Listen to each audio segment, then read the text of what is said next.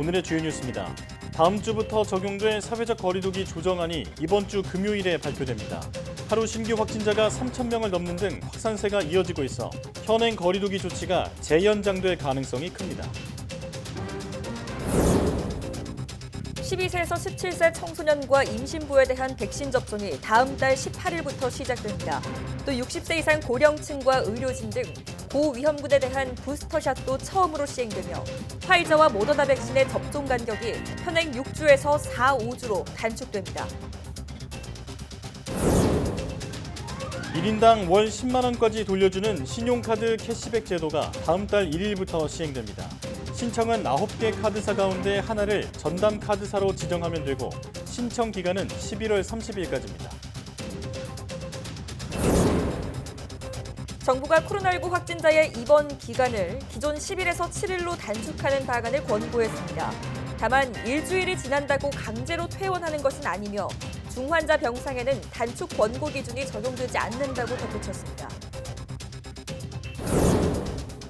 세계보건기구 WHO가 중단 상태인 코로나19 기원에 대한 조사 재개를 추진합니다. 미국과 동맹국의 압박으로 재개되는 건데 중국이 새 조사팀의 자국 내 활동을 허용할지는 미지수입니다.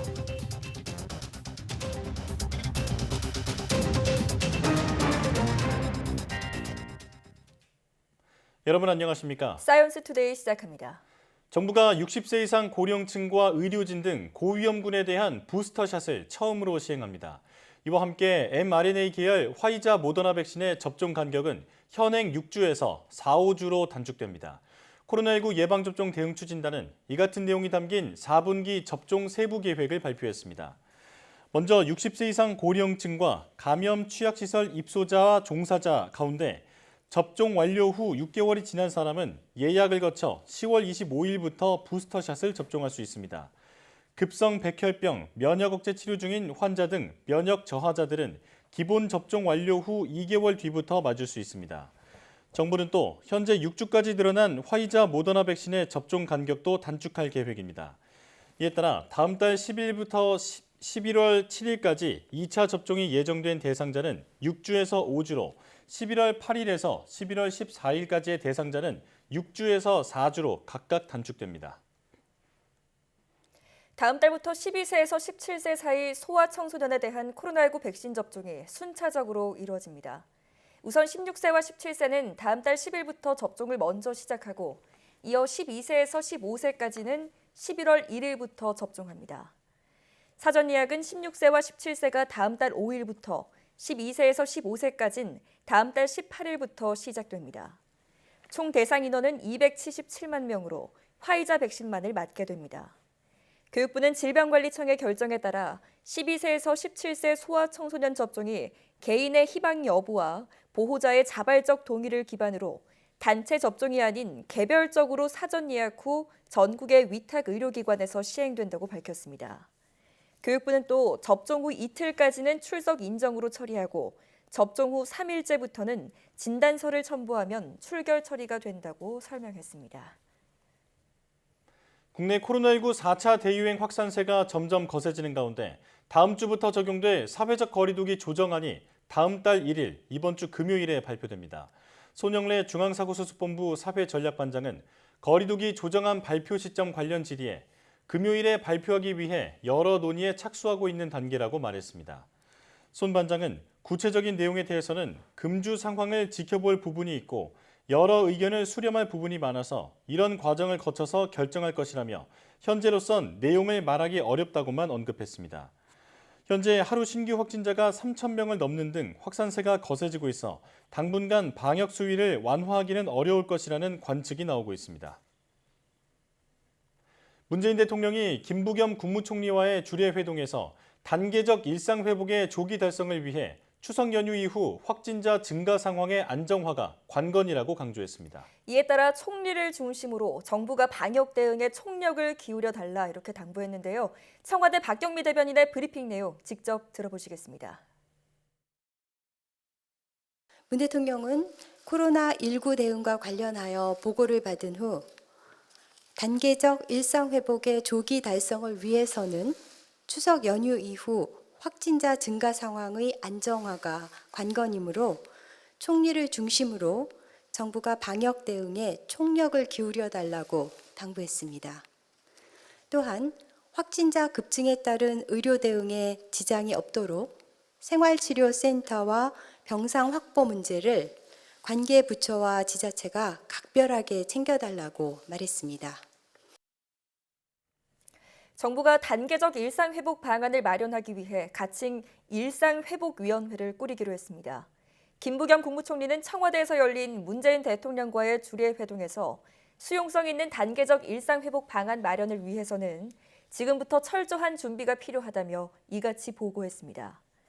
김 총리는 국무총리를 중심으로 하는 가칭 코로나19 일상회복위원회를 구성해 국민 여론을 듣고 다음 달 중에 실천 로드맵을 만들도록 하겠다고 덧붙였습니다.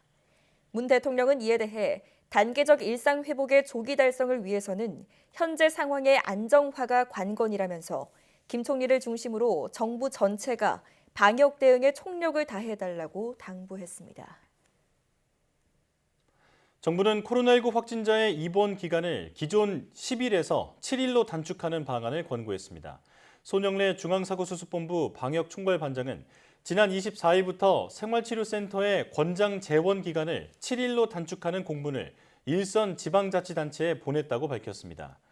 손 반장은 델타형 변이 바이러스의 특성상 증상 발현 하루나 이틀 전부터 감염이 시작되고 증상 발현 3일 후부터는 감염력이 떨어지는 현상이 나타나 이런 과학적 결과를 반영한 것이라고 설명했습니다.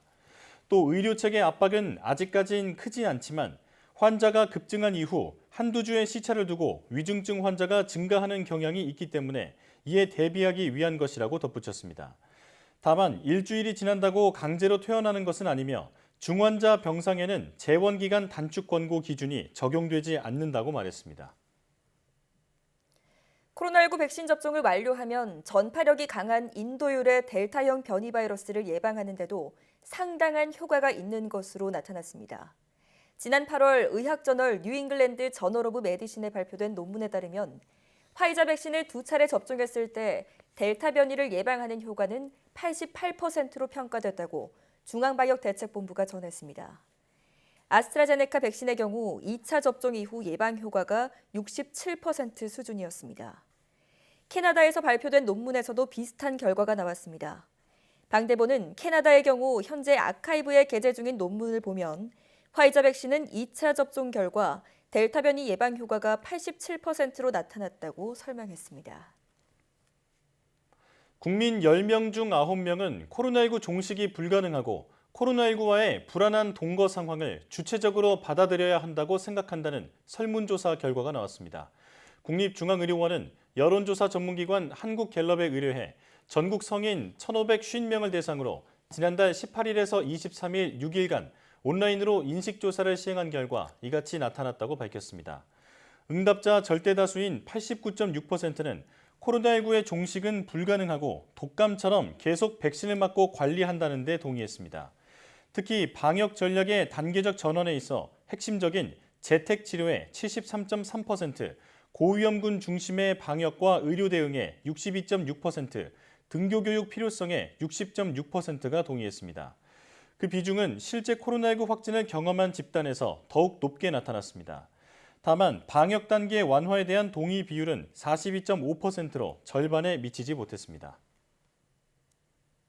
세계보건기구 WHO가 중단 상태인 코로나19 기원에 관련된 조사 재개를 추진하고 있습니다. 미국과 동맹국들이 WHO를 압박하고 있는 가운데 내려진 결정인데 앞으로 미국과 중국의 치열한 신경전이 예상됩니다. 보도에 김형근 기자입니다. 코로나19 기원을 조사할 WHO 새 조사팀은 20여 명의 과학자로 꾸려집니다. 실험실 안전과 바이오 보안 전문가, 유전학자, 동물 질병 전문가 등으로 구성됩니다. 조사팀 모집에는 현재 수백 명이 지원했고 이번 주말까지 선발 절차가 끝날 예정입니다.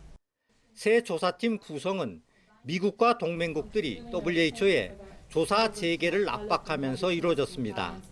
미국은 WHO 사무총장에게 공개적으로 조사 재개를 요구한 것으로 알려졌습니다. 또 최소 1명 이상의 미국인 전문가를 참여시킬 것을 압박한 것으로 전해졌습니다. No, China has not been transparent. They need to do more. And so that's what we've been, I think, very vocal about this these past several months, and we'll continue to do so.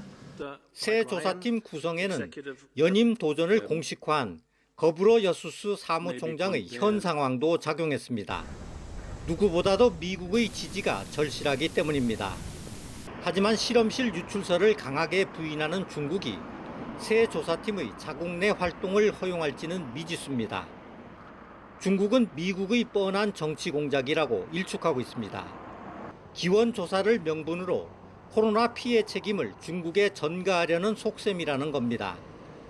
중국은 오히려 미국 메릴랜드주 미군 실험실 조사에 더 집중해야 한다고 주장하고 있습니다. 中国将继续支持和参与全球科学溯源，坚决反对任何形式的政治操弄。 이에 따라 앞으로 재조사를 둘러싸고 또 한 번 미중 사이의 치열한 신경전이 예상됩니다. YTN 김영근입니다. 코로나19 백신 제약사인 화이자의 최고 경영자 앨버트 불라가 1년 내 일상 회복 복귀를 기대한다는 입장을 밝혔습니다. 불라 최고 경영자는 ABC 뉴스에 출연해 1년 이내에 우리가 정상적인 생활에 복귀할 수 있을 것으로 생각한다고 말했습니다. 다만 이것이 코로나19 변이가 더는 존재하지 않을 것이라거나 앞으로 백신이 필요 없다는 것을 뜻하진 않는다고 덧붙였습니다. 불라 CEO는 가장 가능성 있는 시나리오는 매년 재접종하는 것이라며 하지만 우린 정말 모르며 데이터를 기다려볼 필요가 있다고 밝혔습니다. 이 같은 언급은 최근 모더나 스테판 방셀 최고 경영자의 대유행 종식 전망 시점과도 거의 일치하는 것입니다. 지난해 코로나 확산으로 인해 미국 내 많은 지역에서 금지됐던 아이들의 헬로윈 사탕놀이 트릭 오어 트릿이 올해는 허용될 가능성에 청신호가 켜졌습니다. 로셸 월렌스키 미 질병통제예방센터 CDC 국장은 CBS 방송 인터뷰에서 다음 달 31일 헬로윈에 트릭 오어 트릿을 해도 되느냐는 질문에 밖에 나갈 수 있는 상황이라면 물론이라고 답했습니다.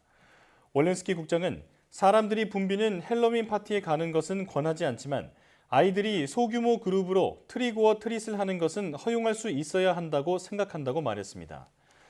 또 미국 내 대부분의 초중고교가 정상적으로 대면 수업을 재개했지만 학교 차원에서 적절한 예방 전략을 실행한다면 교내 전염 우려는 크지 않다고 설명했습니다. 일본 정부가 오는 30일까지가 시한인 코로나19 긴급 사태를 전면 해제할 것으로 보입니다. 아사히 신문 등 일본 언론들은 전국 47개 광역자치단체 중 19개 지역에 발효 중인 코로나19 긴급 사태를 이달 30일 모두 해제하는 방향으로 최종 조율을 진행하고 있다고 보도했습니다. 일본 정부는 관계 강요 회의를 거쳐 정부 방침을 결정한 뒤 이르면 28일 전문가 회의와 정부 대책본부 회의를 열어 최종 발표할 예정입니다.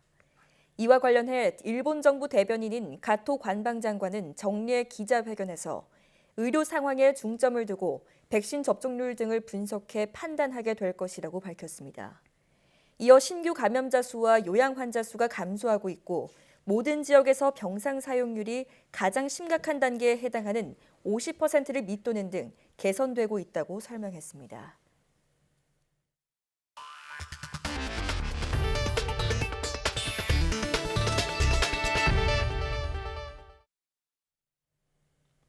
월간 카드 사용액이 2분기 월 평균 사용액보다 많으면 초과분의 10%를 현금성 충전금, 이른바 캐시백으로 돌려주는 상생소비지원금 신청이 다음 달 1일부터 시작됩니다.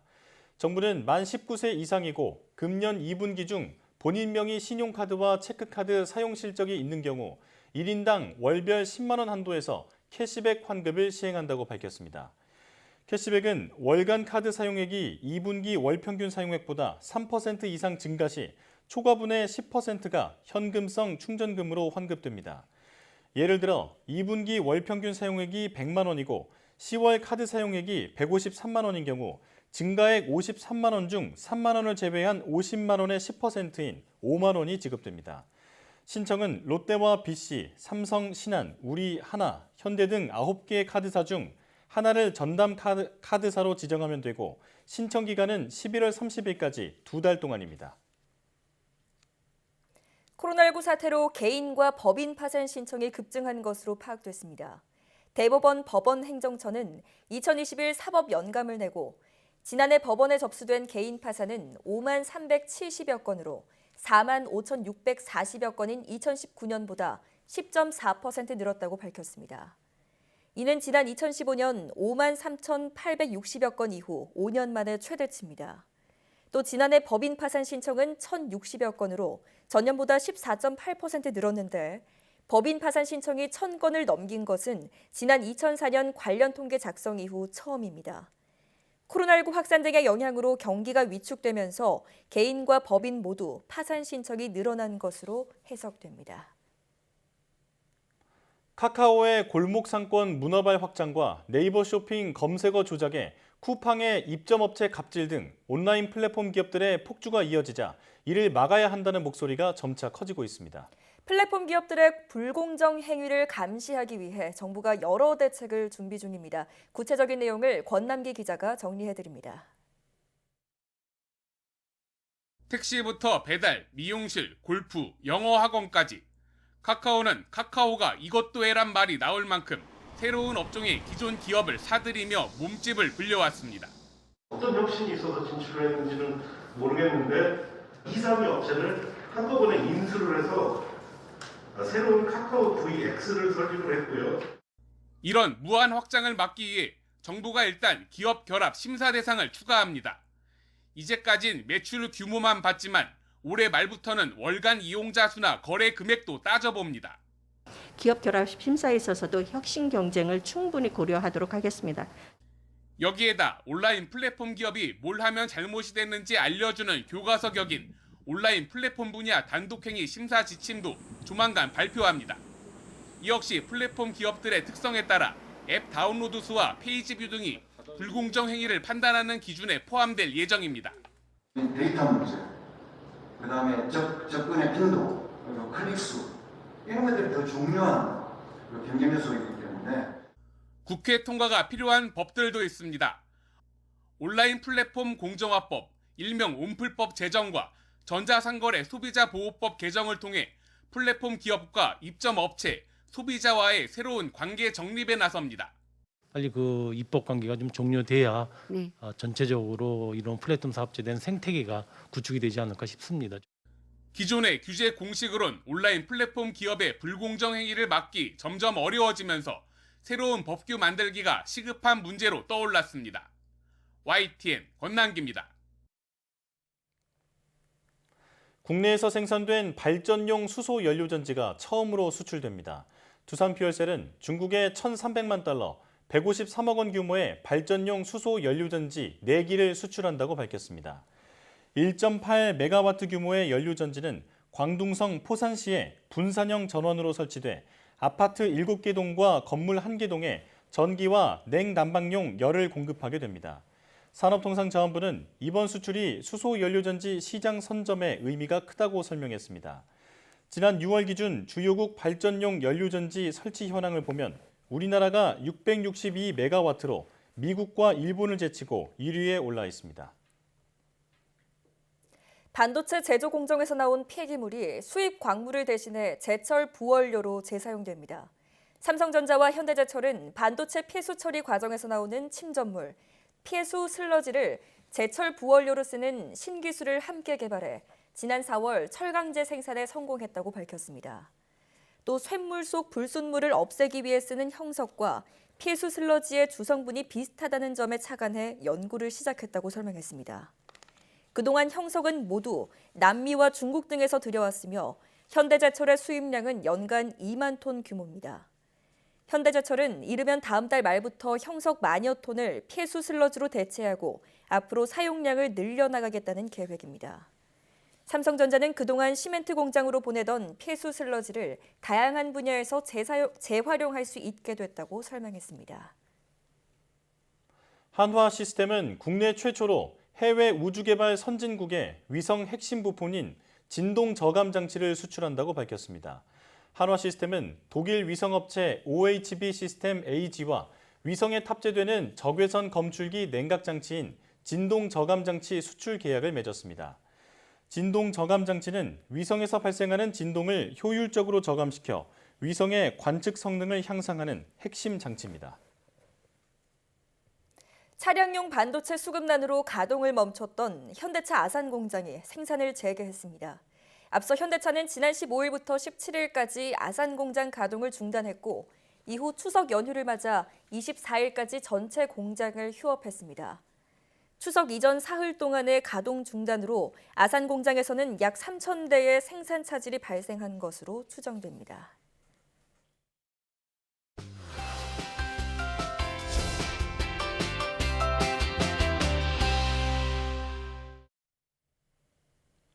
간혹 반려견의 몸에서 혹이 만져지는 경우가 있는데요. 이럴 땐 악성 종양을 의심해봐야 합니다. 단순한 염증이라고 생각하고 방치하면 온몸에 암세포가 퍼져 반려견이 생명을 잃을 수도 있기 때문인데요. 네, 오늘 슬기로운 펫생활에서는 반려견에게 생기는 종양의 원인과 치료 그리고 예방법에 대해 알아보겠습니다. 화면으로 만나보시죠. 꼬리로 많은 감정을 나타내는 개들. 꼬리에 케이블 타이하고 철사가 묶여 있었어요. 그리고 종양이 되게 크게 있었고요. 어른 주먹만한 종양을 꼬리에 달고 나타났던 녀석. 그리고 이번엔 등에 또 다른 종양이 발견됐다는데요. 종양이 꼬리 쪽에 있었던 종양하고 혹시 뭔가 연관이 있지 않을까. 저 맞아봐. 저봐. 보보야, 아프지 마. 진돗개 보보의 종양 투병기. 슬기로운 펫생활에서 알아봅니다. 유유히 흐르는 서양강과 그 강을 둘러싼 산의 풍경이 아름다운 강원도 춘천입니다. 그리고 여기 개들의 천국이 있습니다. 말라뮤트부터 진돗개까지 다양한 품종의 아이들이 한데 모여 있는 곳인데요. 아이고 이쁘다. 이쁘다. 도일이해줘. 저희가 이제 유기견 아이들 구조를 해서 이제 아무래도 보호를 했다가 이제 입양을 보내기 위해 준비하는 장소예요. 이곳은 10년 넘게 유기견 구조 활동을 이어오고 있는 유기견 보호소입니다. 현재 이곳에서 보호받으며 새 가정을 기다리는 아이들은 100여 마리나 된다고 하는데요. 주로 뭐 개농장이나 아니면 보호소에서 안락사 직전, 그다음에 심하게 부상을 많이 입은 경우 뭐 이런 경우 구조를 하고 있어요. 처음엔 안락사 위기에 처한 소형견 위주로 구조 활동을 벌였는데요. 하지만 불법 식용견 농장, 일명 개농장에서 아이들을 구출하며 대형견까지 받아들여 케어하기 시작했답니다. 김혜연 씨는 구조한 아이들을 돌보는 봉사자들 중 한 명인데요. 얘가 조금 무서워하니까 리본아 괜찮아? 자, 괜찮아? 리본이 냄새? 무서워. 괜찮아? 그렇지. 리본 잘 있었어? 여기 허리춤에 여기 올무 같은 거에 묶여서 사람들이 제보를 해서 그걸 보고서 구조를 하게 된 케이스예요.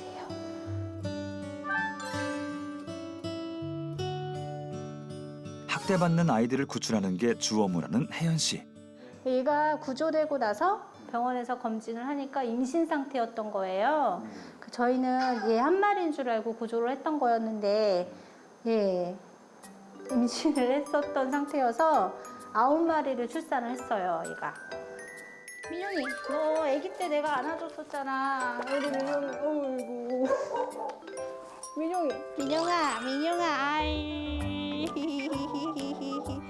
애들은 사람하고 계속 생활을 했던 애들이라서 경계심이 특별히 없어요. 혜연 씨가 구출한 아이는 또 있습니다. 고고야. 바로 말라뮤트 고고입니다. 고고야, 너 혼자 심심했겠다, 야. 머리 진짜 크죠? 앉아. 옳지. 고고 앉아. 옳지. 내 손까지 다 먹어. 이게 체구가 크다 보니까 일반 가정집에서 기르시기가 조금 힘든 사이즈라서 그래서 아마 뭐 버림을 받지 않았을까 그렇게 생각을 하고 있어요. 지금 60kg 정도. 60kg. 네. 사람 주먹만한 고고의 발. 얼마나 큰지 감이 좀 오시나요? 잘한다. 덩치와는 달리 애교 만점인 녀석인데요. 안 하네. 한다. 해외 입양을 가려면 이제 키로수가 아무래도 조금 제한이 있어요. 그래서 너무 커서 그거는 해외 입양을 갈 수가 없어요. 사람만 보면 꼬리를 흔들 정도로 친화력이 좋지만 큰 덩치로 인해 6개월째 계속 가족을 기다리고 있습니다. 안타까운 사연을 가진 아이가 또 있다는데요. 가자. 이리 와. 가자. 보보야. 보보. 우리 보보 여기 있네. 얘가 보보예요. 이 아이가 바로 오늘의 주인공. 올해 초 구조한 진돗개 보보입니다. 보호수의 유기견들 모두 각자 사연이 있지만 보보에게 특히 마음이 쓰이는 이유는 바로 사라진 보보의 꼬리와 관련이 있는데요. 상처가 있는 상태에서 구조를 하게 된 거예요. 그래서 처음에는 발견 당시에 그 꼬리에 그 케이블 타이하고 철사가 묶여 있었어요. 그리고 종양이 되게 크게 있었고요. 구조 당시 어른 주먹만한 종양이 꼬리에 생겨 있었다는 보보. 종양의 크기가 너무 커 어쩔 수 없이 꼬리까지 같이 절제했답니다. 보보야, 앉아. 보보 앉아. 앉아. 앉아. 보보야. 응? 아프지 마. 얘 같은 경우에는 꼬리가 없으니까 뭐 좋아서 꼬리를 친다던가 뭐 싫어서 꼬리를 바닥을 친다던가 뭐 이런 행동을 할 수가 없잖아요. 보여줄 수가 없잖아요. 그러니까 아무래도 친구들이 얘 어떤 생각을 가졌는지 친구들이 알 수가 없기 때문에 아무래도 좀 소외되는 것 같아요. 꼬리로 많은 의사 표현을 하는 개들. 하지만 보보는 꼬리가 없어서인지 잘 섞이지 못하고 주로 집안에 있다는데요. 게다가 학대받은 경험이 있어서인지 조그마한 행동에도 화들짝 놀라기 일쑤. 밖에서 친구들과 조금 어울리다가도 금방 다시 집으로 돌아오곤 한답니다. 보통 진돗개들이 좀 충성심도 강하다고 하지만 좀 자기만의 그런 고유의 좀 약간 고집이나 성격도 좀 있다고 하는데 그래서 얘는 좀 온순한 편인 것 같아요. 많이 온순한 편이에요. 쳐봐. 쳐봐. 게다가 최근 보보의 등에 또 다른 종양이 생기면서 혜연 씨의 걱정이 더더욱 커졌다는데요. 여기 보시면 지금 이만하게 지금 좀 커진 거예요. 갑자기 더 커졌어요, 지금. 네. 이렇게 종양이 크게 이렇게 생긴 게 지금 혹시 꼬리 쪽에 있었던 종양하고 혹시 뭔가 연관이 있지 않을까 저희는 또 그렇게 생각을 하고 있고 그다음에 또 올해 해외 입양을 가야 하는 아이인데 지금 이렇게 종양이 있고 지금 단순히 뭐 종양을 제거한다고 해서 얘가 뭐 건강하다 이렇게 믿고서 입양을 보내기에는 조금 무리가 있어서 정확하게 몸에 어떤 문제가 있는지 건강한지 이런 확인이 좀 필요할 것 같아요. 이런 보보의 사연을 듣고 한 동물병원이 선뜻 손을 내밀었습니다. 보보와 함께 병원을 찾은 혜연 씨. 계속 불안한 마음이 앞서는데요. 저번에도 양성이었긴 하지만 자꾸 양성 종양이든 뭐든 자꾸 생기는 이 몸의 체질이 도대체 무슨 문제가 있는지 그게 궁금해요. 기다림 끝에 진료실로 들어갔습니다. 최근 한 일주일 사이에 더 갑자기 확 커지는 상태예요. 등에 새로이 생긴 혹을 촉진으로 먼저 관찰해보고 꼬리가 절제된 부분도 세심하게 살펴봅니다. 발견된 시점이 한 달 전. 근데 한 달 만에 약곡만하게 커졌다라고 하는 거는 커지는 속도에 있어서 굉장히 위험한 종양일 수도 있다고 판단돼요. 종양은 양성 종양, 악성 종양 이렇게 나뉘는데 악성, 양성을 가르는 부분은 전이의 여부죠. 그 전이가 되는 종양을 악성 종양이라고 하고 그 악성 종양을 암이라고 합니다. 체내 세포의 과잉 증식으로 발생하는 종양. 이 중 문제가 되는 건 바로 비만 세포종, 편평상피암, 선암 등으로 대표되는 악성 종양들입니다. 방치할 경우 다른 장기로까지 전이돼 반려견의 생명까지 앗아갈 수 있는데요. 보보는 꼬리에 이어 등에까지 종양이 재발한 상황이기 때문에 악성 종양 검사를 진행해 보기로 했습니다. 착하게 가네. 진짜 착해요, 얘. 뭐야, 무서웠다. 괜찮아. 검사 결과가 나오는데 걸리는 시간은 약 열흘. 결과가 나오기 전 혹시 모를 상황을 방지하기 위해 등에 생긴 종양을 먼저 제거하기로 했습니다. 생물이죠. 네. 밑에 근육하고 네. 또는 여기 척추하고 종양을 적출하는 수술이면 약간의 출혈이 생길 수밖에 없는데 보보 같은 경우에는 나이도 그다지 많지가 않고 환경에 의해서 종양이 생겼다라고 할 때는 어느 정도 그 노출된 기간이 담보되어야 되는데 그럴 만한 나이가 아니라서 굉장히 드문 경우죠. 대부분 강아지들 이제 종양으로 인해서 오는 경우는 8살 전후해서가 최저 연령이거든요. 5살 보보와 비슷한 또래의 반려견들에겐 종양이 잘 생기지 않는다는데요. 그만큼 흔치 않은 케이스이기 때문에 바로 당일 종양 제거 수술에 들어갔습니다. 다행히 종양이 피부 표피에 생긴 터라 보보의 몸에 무리 없이 수술을 금방 진행할 수 있었습니다. 동시에 중성화 수술도 함께 진행했는데요. 그 과정에서 자궁 종양을 추가적으로 발견하기까지 했습니다. 그렇게 총 2개의 종양을 무사히 떼어내는 데 성공했습니다. 중성화 수술도 함께 진행한 데엔 이유가 있다는데요.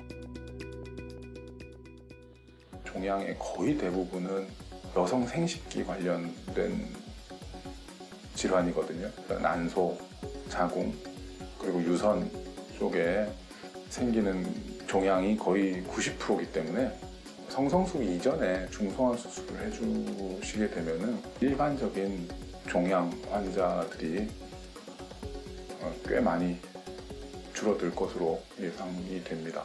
누구야? 고생 많았어. 2가지 수술을 한꺼번에 진행해서인지 조금은 지쳐 보이는 보보. 그럼에도 엄살 한 번 안 부리는 보보가 혜연 씨는 기특합니다. 보보야, 치료 잘 받아. 그리고 수술하느라 고생 많았어. 검사 결과 아무런 문제가 없으면 보보는 해외 입양 절차를 거쳐 새로운 가족품으로 보내질 예정인데요. 되게 마음이 한결 가벼워졌어요. 치료 잘 받아서 정말 좋은 집에 입양 보내주고 싶어요. 학대를 경험했음에도 불구하고 다시 한번 사람에게 마음을 열고 다가간 보보. 보보야, 빨리 나와서 앞으로는 널 듬뿍 사랑해줄 수 있는 가족을 찾길 바랄게. 보보가 걷는 앞길에 늘 행복만 깔려있길 저희도 항상 응원하겠습니다.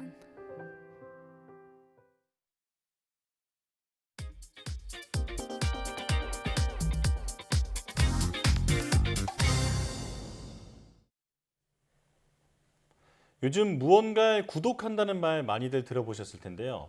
구독 경제가 하나의 소비 문화 트렌드로 자리 잡으면서 이제는 꽃이나 속옷 같은 온갖 물건들도 구독할 수 있다고 합니다. 네, 오늘 스마트 라이프에서는 늘어나는 구독 서비스와 관리법에 대해 알아보겠습니다. IT 칼럼니스트 이효은 씨와 함께합니다.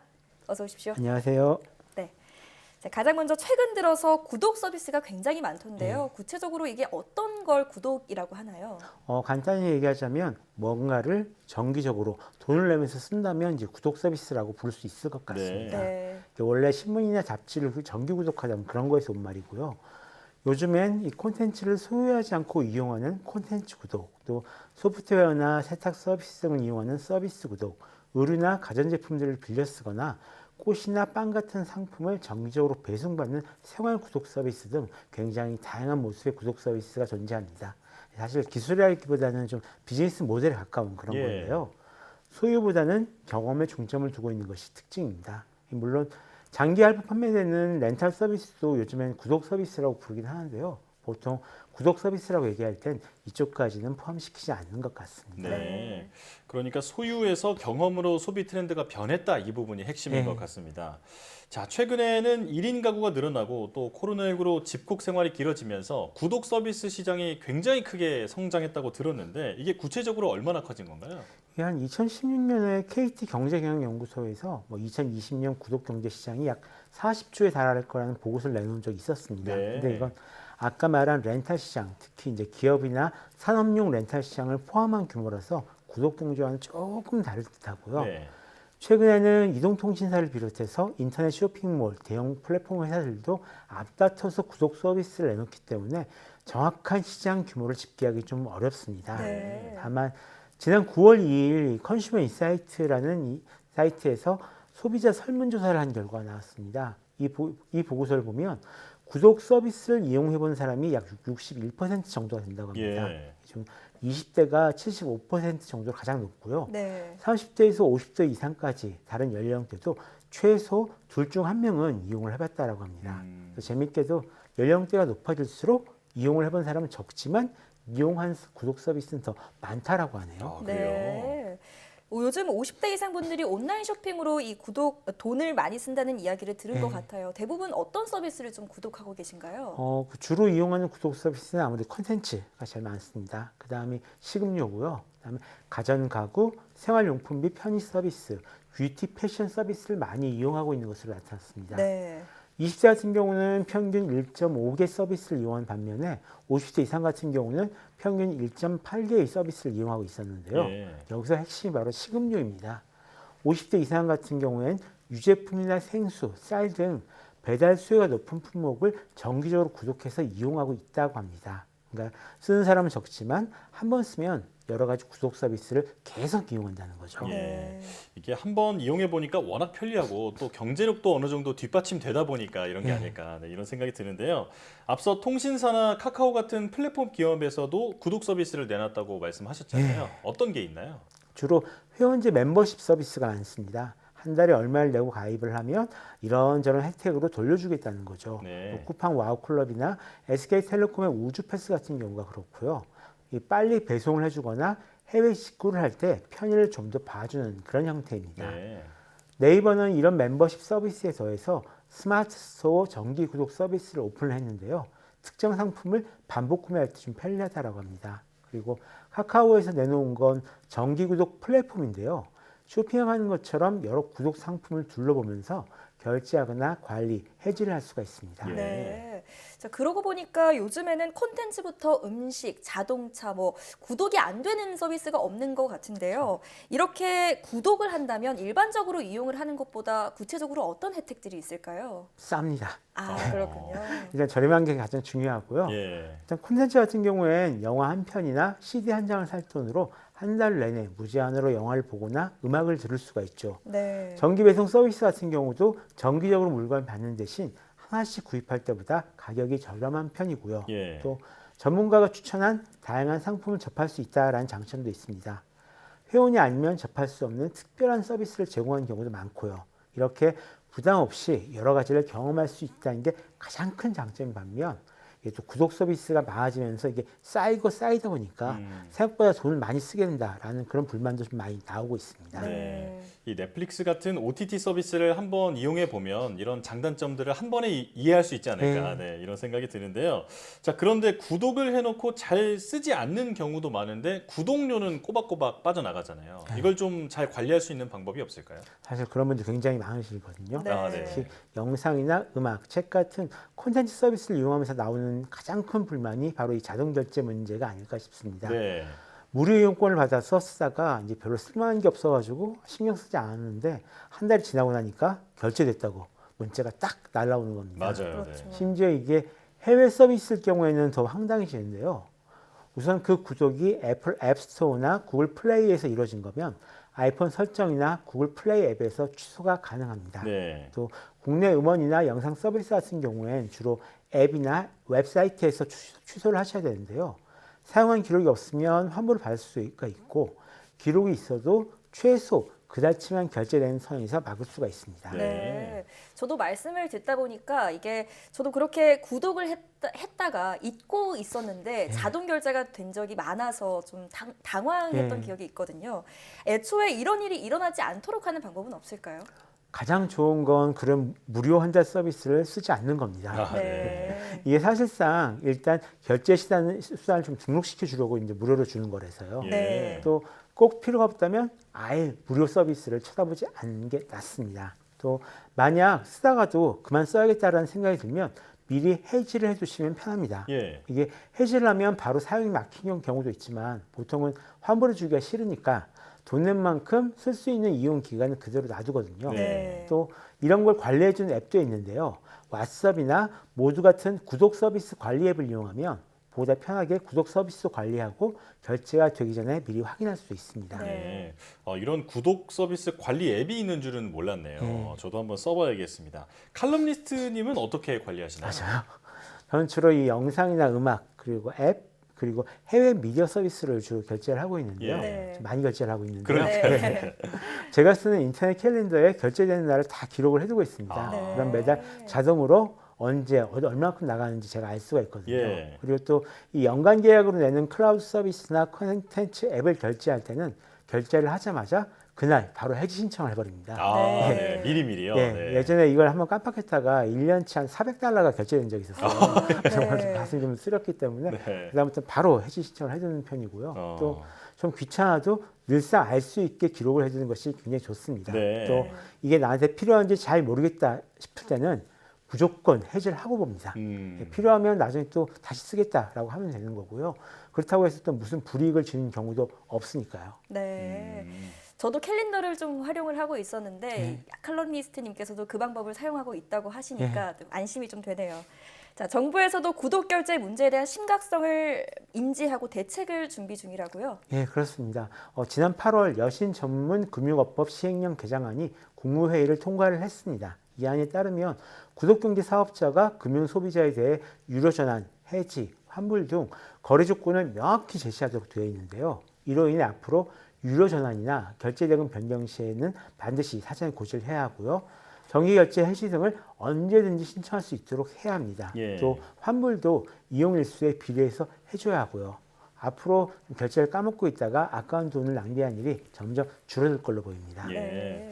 저 추가적으로 사실 우리 일반인들이 가장 많이 구독 서비스를 이제 이용하는 통로가 바로 구글과 애플일 텐데 사실 그쪽에서 어떤 결제가 된 다음에 환불이나 이런 문제를 제기를 했을 때 구글과 애플이 상당히 소극적으로 나오는 경우가 있잖아요. 그렇습니다. 이런 부분들을 좀 해결할 수 있는 어떤 팁 같은 게 좀 있을까요?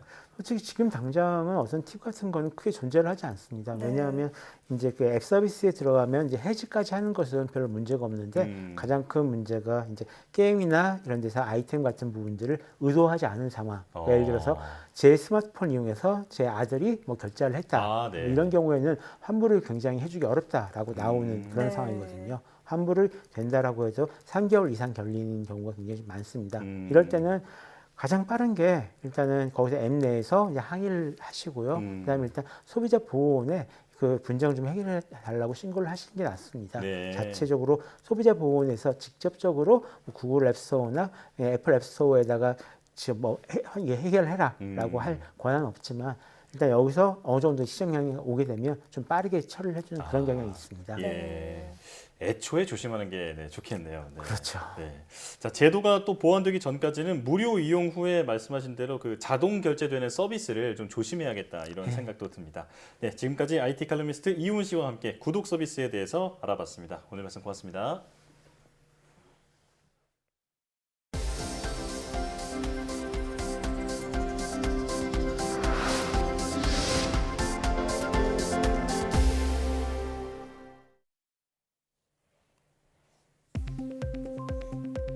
국내 연구진이 자유자재로 접을 수 있는 디스플레이 기술을 개발했습니다. 기초과학연구원 나노입자 연구단은 디스플레이 소자의 표면을 레이저로 정밀하게 깎는 기술을 개발하고 깎인 부분을 종이 접기하듯 접히도록 만드는 데 성공했다고 밝혔습니다. 또 500차례 이상 접어도 발광 성능이 안정적으로 유지됐다며 전자종이나 신문, 태블릿 등에 적용할 수 있을 것으로 기대했습니다. 가상현실을 손으로 만지고 느낄 수 있게 해주는 VR 장갑이 개발됐습니다. 유니스트 배준범 교수는 가상현실 속의 물체를 만질 때 실제 물체를 만질 때와 같은 열감과 진동이 장갑을 통해 전달하도록 하는 기술을 개발했다고 밝혔습니다. 연구팀은 액체 금속을 인쇄하는 기술을 활용해 장갑에 센서와 히터 등을 장착했다며 센서가 손가락 움직임을 가상현실로 전달하고 히터와 도선 등이 열과 진동을 손으로 전달한다고 설명했습니다. 또 이번 기술이 가상기술 훈련이나 게임 등의 분야에 활용될 수 있다고 덧붙였습니다. 아기가 곁눈질 등 특이한 시선으로 물건을 쳐다보는 것이 자폐의 전조일 수 있다는 연구 결과가 나왔습니다. 미국 데이비스 캘리포니아대 연구팀은 생후 9개월이 넘은 영아 140여 명을 관찰한 결과 물건을 곁눈질로 쳐다보거나 10초 이상 뚫어지게 보는 행동을 자주 보이는 아기는 생후 36개월쯤 자폐 스펙트럼 장애로 진단될 가능성이 크다고 밝혔습니다. 연구팀은 영아가 사물에 지나치게 눈을 맞추는 것은 사람에 대한 관심이 적다는 의미라며 자폐의 주요 증상인 사회성 결핍에 앞서 나타나는 증상일 수 있다고 설명했습니다. 금연하면 살찐다는 통설이 사실일 수도 있다는 연구 결과가 나왔습니다. 미국 미네소타 의대 연구팀은 19세에서 75세 흡연자와 비흡연자를 대상으로 고열량과 저열량, 짠맛, 단맛, 지방 수치의 차이가 있는 다양한 간식을 주고 관찰한 결과 이같이 나타났다고 밝혔습니다. 연구팀은 니코틴 금단 현상을 겪고 있는 사람들은 더 높은 칼로리의 음식을 먹었으며 중독 환자 치료에 사용되는 날트렉손을 제공한 사람들은 고칼로리 음식 선호도가 훨씬 떨어졌다고 설명했습니다. 연구팀은 흡연자들이 금연으로 인한 공허함을 채우기 위해 지방이 많고 설탕이 많은 음식을 선호하게 된다고 분석했습니다.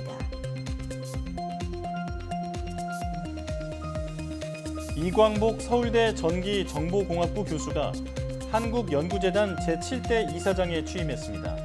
이신임 이사장은 캐나다 토론토대를 졸업하고 맥메스터 대학원에서 박사학위를 취득했으며 서울대 BK 정보기술사업단 단장과 한국연구재단 기초연구본부장 등을 역임했습니다. 이신임 이사장의 임기는 3년입니다.